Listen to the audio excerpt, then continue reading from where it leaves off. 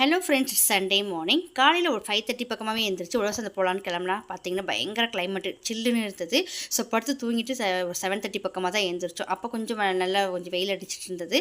So கிளம்பிட்டோம். So உழவசந்தை போகிறதுக்கு முன்னாடி ஒரு ஆவின் டீ ஷாப்பில் போய் ஒரு டீயை குடிச்சிட்டு போகலான்ட்டு ஒரு சூப்பராக டீயை குடிச்சிட்டு அதுக்கப்புறம் பார்த்தீங்கன்னா 7:30 மணி ஆயிடுச்சுல, கொஞ்சம் பசி எடுத்த மாதிரி. ஸோ சமோசா சாப்பிட்டு நானும் பாப்பா ஹஸ்பண்ட் 3 பேரும் ஒரு டீயை குடிச்சிட்டு அதுக்கப்புறம் உழவசந்தை போயிட்டோம்.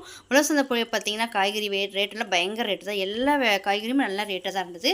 ஸோ எனக்கு தேவையான தக்காளி, கொஞ்சம் அவரைக்காய் வாங்கினேன். கீரை ரொம்ப ஃப்ரெஷ்ஷாக இருந்தது, சூப்பராக இருந்தது. இந்த கீரை பார்த்தீங்கன்னா 20 ருபீஸு.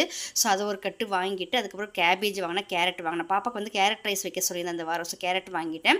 ஒரே ஒரு தேங்காய் தான் வாங்கினேன். அவரைக்காய் வாங்கின ரொம்ப நாள் வச்சு அவரைக்காய் வாங்கி ஸோ அவரைக்காய் வாங்கினேன், கத்திரிக்காய் வாங்கினேன், அப்புறம் சின்ன வெங்காயம் வாங்கினேன், அப்புறம் பெரிய வெங்காயம் வாங்கிட்டேன். ஸோ அவ்வளோதாங்க வாங்கினேன். காய்கறி விலை ரொம்ப ரேட்டாக இருக்குது, எதுக்குன்னே தெரியல இவ்வளோ ரேட்டு. ஸோ தக்காளி பார்த்தீங்கன்னா நாட்டு தக்காளி மாதிரி இருந்தது. ஸோ அதையும் வாங்கிட்டு வீட்டுக்கு வந்தாச்சு. ஸோ இந்த வீடியோ உங்களுக்கு பிடிச்சிருந்தா லைக் பண்ணுங்கள், ஷேர் பண்ணுங்கள், மறக்காமல் சப்ஸ்கிரைப் பண்ணி பாருங்கள். Thanks for